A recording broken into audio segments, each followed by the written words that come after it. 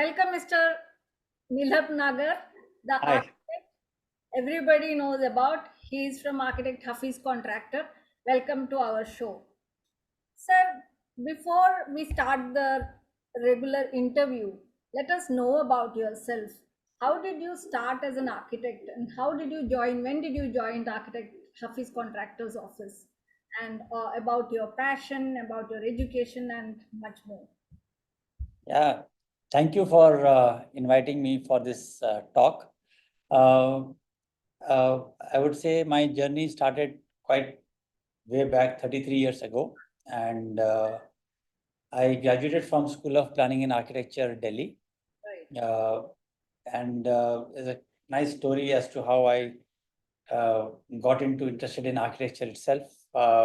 Having graduated from, I was doing science in school. And first choice was, of course, engineering, but I had a passion for doing technical drawings, and which I excelled at, and because of which I could imagine and do things in 3 dimensions, which is something which I found quite interesting, and because of which I got interested in architecture. And I was advised by my peers and some of my uncles that this is a great field to be in, and that's how I joined School of Planning and Architecture. And that has been a kind of a game changer for me, and I absolutely loved my time there.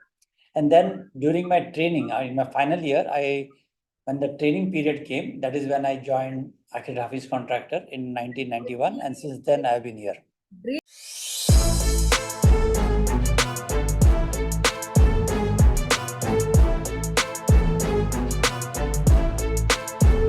In school for any of the aspiring architect, right?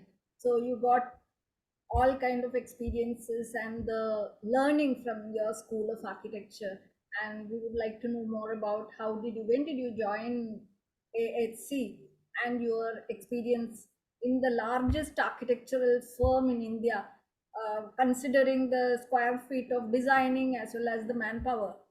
Please tell us about that.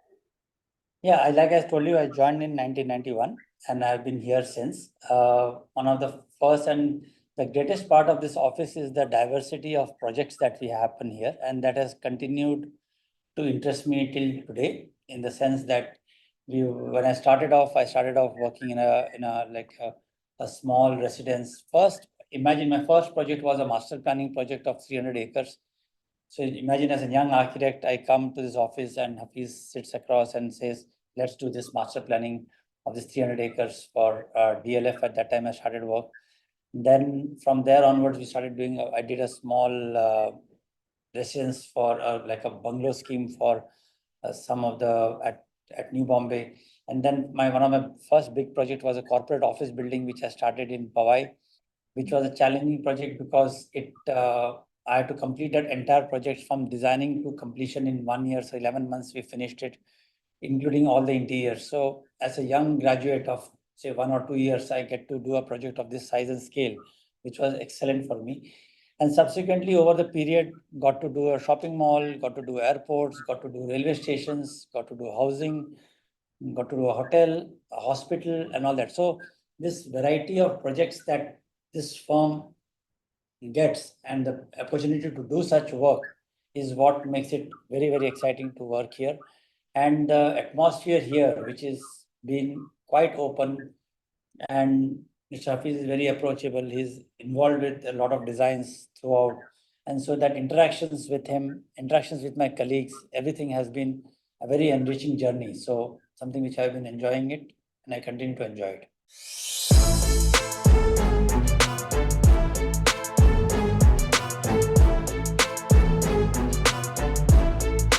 So it's almost 2 decades since you joined, more than 2 decades since you joined AHC, right? Yes, yes, yes. Now 33 years now. 23 years, that's a long time. 33 years. It's 33 33 years. years, my God, 3 decades, yeah. So it's such a long time, and you would have noticed a lot of changes in the real estate, office, malls, retail, everything, right? You have been doing projects on all these sectors. So could you please tell us about because our magazine and website is focused on facades and fenestration, probably you can elaborate a little more on how the developments have changed the outlook of people or your clients on facade and fenestration part of any building. Yeah, I mean, the one good thing, or I would say that in the last 30 years, that the transition which has happened is from the time at one point of time we used to do a fair amount of manual drawings. Now we are doing a fair amount of drawings in computers.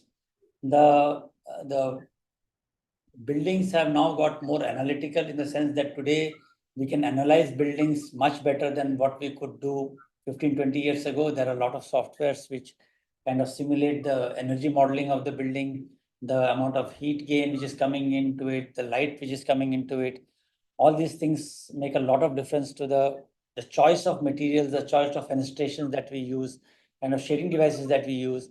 And we are far, far more conscious about the environmental impact of every building that one makes today compared to what it was, say, 30 years ago. The let's say earlier we used to have buildings which were quite simple in terms of it was a concrete structure with a certain amount of windows and everything else.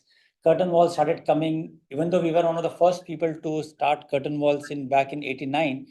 I would say that the curtain wall technology started coming far better in the mid end of 90s, and let's say around 96 to onwards, I would say a lot of curtain walls started coming into corporate office aesthetics. Initially, there was a very, very basic rudimentary curtain wall systems. Then fair amount of imported, highly sophisticated curtain wall systems started coming into the business. And now we have got even more consciously energy efficient buildings. So first we started with a what we used to call hard coated glass. Then we started coming to soft coated glass. Now we have got double coated glasses, which are far more energy efficient and give that. People are also becoming very, very conscious about the wall and the window ratio. Frankly, if you ask me now, there is a kind of most of the corporates have a mandate to stick to between 30 to 40% as far as window openings are concerned, so that the entire energy intake is kind of optimized completely while providing maximum daylight to every part of the building. So that way, one would say that the technology has helped us a lot in trying to determine the kind of buildings that we make. And so the conscious choices of materials, while there is a certain part of a building which one would definitely would want to kind of make it a highly appealing, highly attractive, and that's where you limit your spend to that one little space, which is either the entrance or the pinnacle or something else, and then rest of the building is something which is very clean and efficient. Yeah.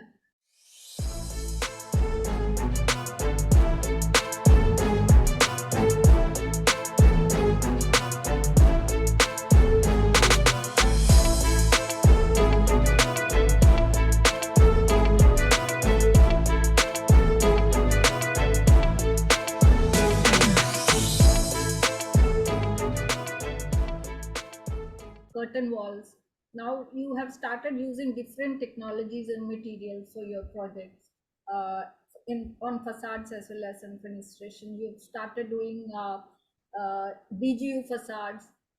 Then much more advanced kind of facades are there now, which you are applying on all kind of developments. Could you please tell us about the advances? What kind of facades do you look forward in future buildings?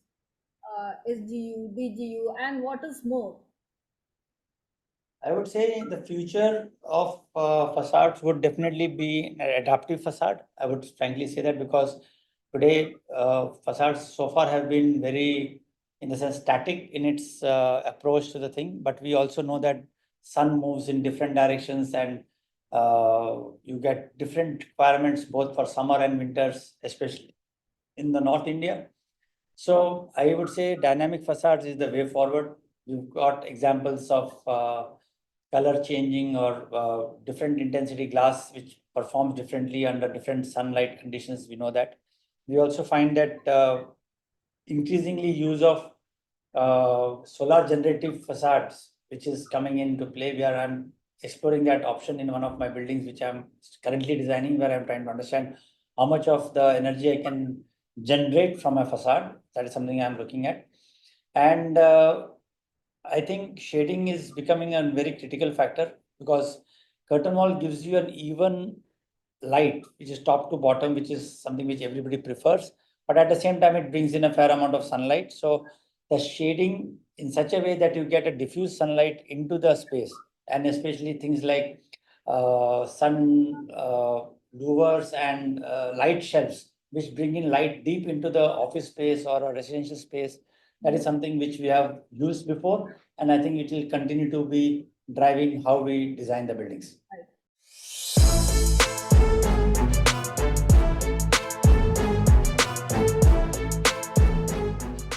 So you have been working with so many developers and builders, like right from the Hiranandanis to much advanced. I mean, the latest builders also who are in the field.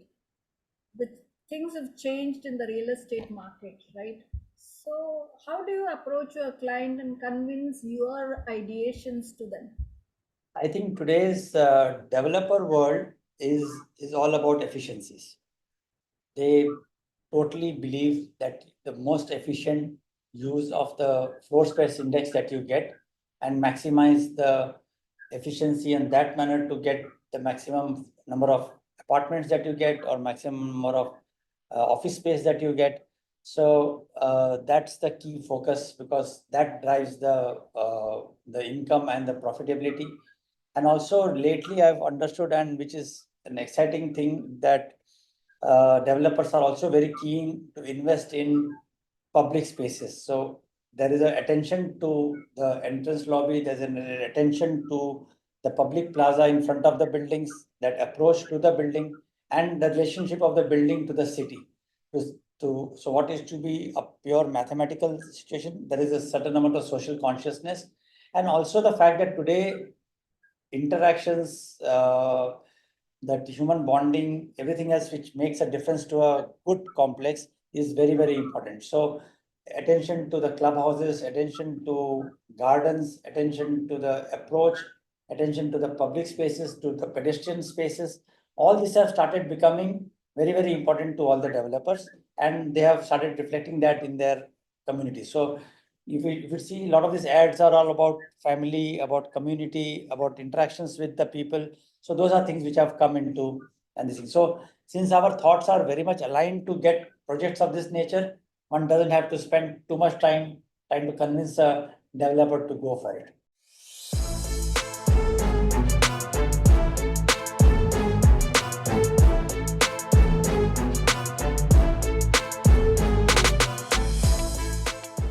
Sir, you have changed, the AHC has changed the face of Mumbai, I should say, considering the real estate, right? From the Twin Towers, which you see as the landmark in Mumbai, uh, to the latest residential projects, the Gateway, which is coming up in Sivri, which is to be completed in 2026. Am I right? Yes. So, could you please tell us about this project Gateway? This gateway is an excellent project. I mean, we are absolutely thankful to the developers L&T Reality to have given us this opportunity to create this. This project was the entire form, entire building was decided based on its unique location at the start of the Atal Setu project. So it's the starting point of where the Trans Harbour link starts. And because it's at that location, we felt that this project should be the gateway. It's the eastern waterfront and it's a gateway into Mumbai when you come in from the mainland.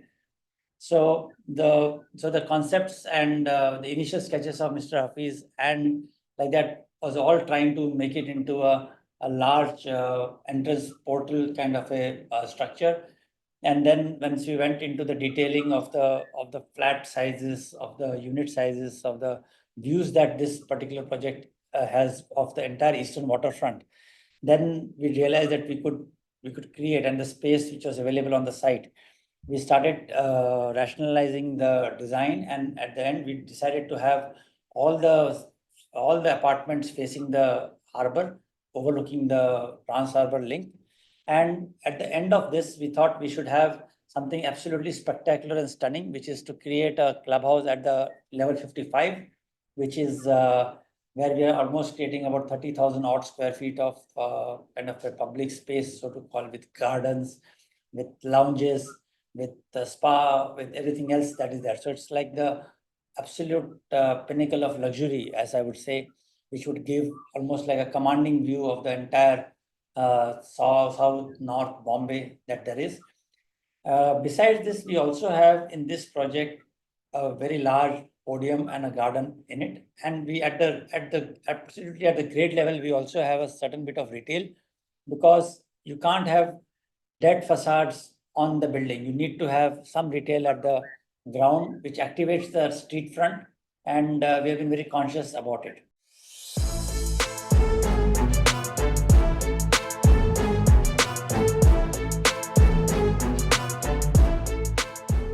I've seen this building, right? When you come from the Atal Setu, right there, it's a striking building standing right up there. Right? Yeah. So I'm sure it's going to be the another big landmark for India, for Mumbai. Yes. So you have been using so many materials on this building facade. I've seen that not only on facade, in the building as such, you are using DGU, SGU, plus you are using fins for shading, right? Yes, we have got the idea. Of course, the top pinnacle is like a high performance glass block. There also we had a challenge, because if you see the shape of that building, it's like you've got a inclined facade, and it also curves. So the idea was to modulate the glass pieces in such a way that we don't have too many of the glass repetitions, in the sense that we have unique sizes. So you could modulate the glass uh, sizes to optimize that. Plus, we also created large horizontal louvers to kind of create shades on it, and also create an opportunity for lighting, because lighting, I think, is an important part of every building. You can see the building during the day, and you also need to see the building during the night. So you need to create opportunities for lighting up the building also. Glass itself is not a great material to light. You need to have solid surfaces to make it happen. And that is how we introduce this thing. The other unique feature about this is that, because we are on the topmost floor and there's a lot of wind and everything else, and we still want to enjoy the garden, we created a 9-meter high kind of a glass wall around the garden, so that people can walk in the garden and have clear glass all around it to have spectacular views of the bay. They have the garden view as well as the sea view. Correct.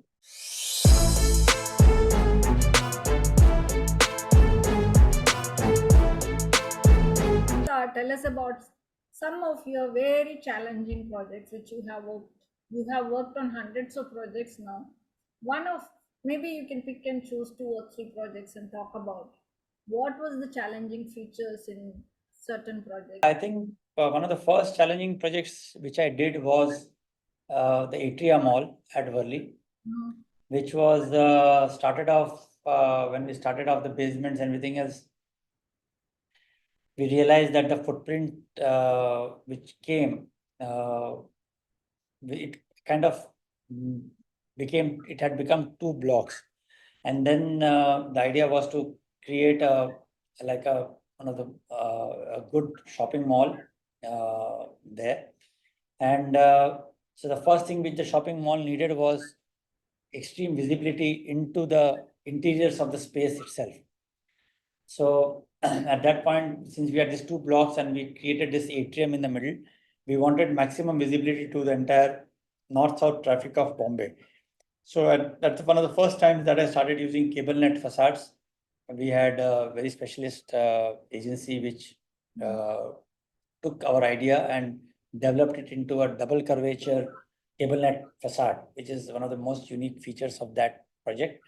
And at the end of, so you could see right through into the thing, because there were no structural members, so to say, which could hamper your vision into the space. So that whole concept of inside outside and the plaza and the way we took the flooring right through into it, so that inside and outside was kind of blurred, and you could have a continuous feel to it. That was one of the first, and I was quite fascinated by the whole idea of cable net facades.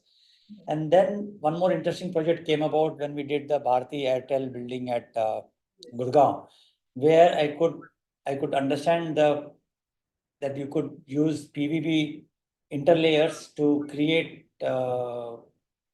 colored facades.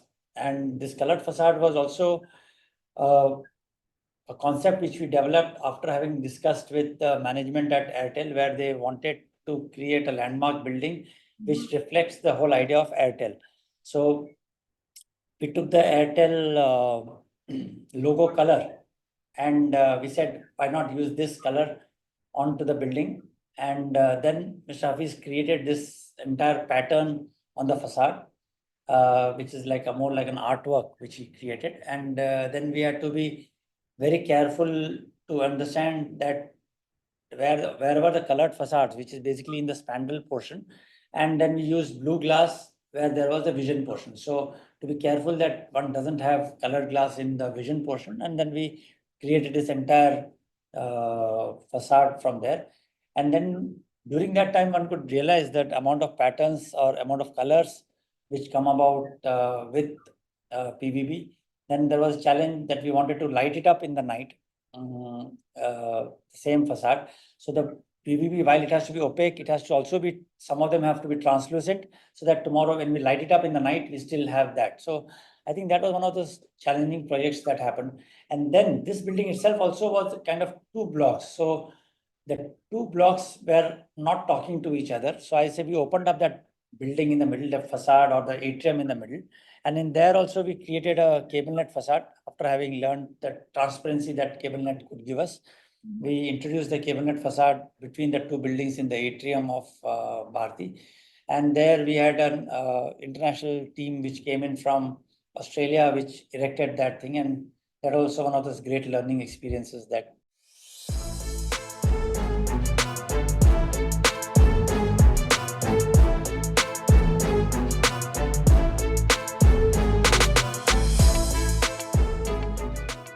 Then I had an opportunity to work at one of the tallest buildings in the world at that time, and I had designed a thing called the Himalayan Tower at Noida, which is for the UP government because they wanted to um, create a landmark building. So it was about 800 meters, and that got a fair amount of publicity in the world press at that time. This is something about 15 years ago, I think. And then over the years, got opportunity to work on airports. I did a work on Turbe station, which was having a 54-meter span, one of the largest roof structures which crossed 4 platforms. So that was one challenging project. And of course, worked on thousands of apartment buildings and in one of the places in Noida, for example, we used, and it was one of the first times that we started keeping club and the garden on the rooftop. This is, I'm talking about 10, 12 years ago. And now that has become quite it's because one of the first times it happened. And now a lot of people are doing it. So that way we've had opportunity to pioneer a lot of ideas in this real estate market and take it forward.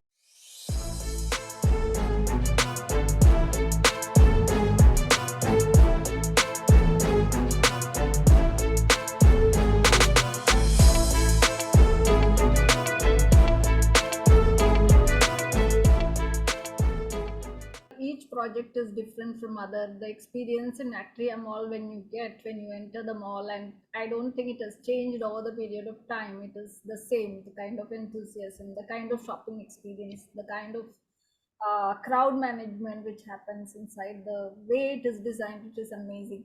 Same way, once you see the Airtel building, nobody can forget the structure. And Thorbe station, again, another experience for passengers. I'm sure the people who are waiting there will never get bored. So it is a vast experience which you are having. Yesterday, I was reading about this project, The Line, which is coming up in the Middle East. So, what kind of experience or what kind of project or what kind of development like this in India you foresee? I do not know how it will materialize the concept of NEOM and the line project. Do you think that something like in India will come after probably a 50 years? What is your vision for India, for cities and the buildings? No, I think India is in a completely different geopolitical needs. I would say there's a huge need for our cities to uh, develop from where they were. They were except for say Delhi or Chandigarh or Bhubaneswar or some of those planned cities. Most of the Indian cities have grown from being villages to urban centers to becoming megapolises. That's how it has happened, and that's how the growth of Indian cities have been. So we have huge amount of challenges with housing. We have challenges with even simple things like good streets and things like that, which is something which I have been absolutely passionate about here. And also, I find that somehow we need to develop our public transport systems in such a way that uh, we discourage the use of cars and we increase the use of non-motorized transports. And that is why I've been a passionate advocate of all transit-oriented developments which have been proposed or are being proposed, so that we have high densities around the transit stations. We are developing complexes like that in New Bombay, where we have proposed to the government to create high density affordable housing next to the station. And so I understand that Europe has led the way in terms of the reducing the car population as such. So, and increasing the idea of public transport as such. So I would be very keen and I would like to see the cities of tomorrow where there is less pollution because of car, and we use more of the city space available for pedestrian walking, for plazas, for people to interact. And that is how we have been traditionally. Till the time our traditional villages are very much walkable. We can still walk through, and we love to walk through Udaipur, through Jaipur, through all these other cities. And we would like that all our cities then tomorrow become something which people will enjoy. So we still have a long way to go for that. And I think there are some really good examples which have come about now, and I think that should be emulated. There is a discussion about form-based codes, so which is also one of the things which is coming up. So I hope that that comes up and we have great cities to look forward to. Yes, sure. I'm sure that you and your team, architect, contractor, everybody will make India a dream country for others, even for people from outside to look at and envy upon, probably after 10 years or so, the kind of development which we are having over here. Um, so, wishing you the very best. Thank And you. we look forward to more of such interactions with you and your team. And WFM Media is thankful for your time and the kind of information you are insightful articles and interviews which are contributed for the website as well as the magazine, and all the best to your team and research. Thank you very much. Thank you very much.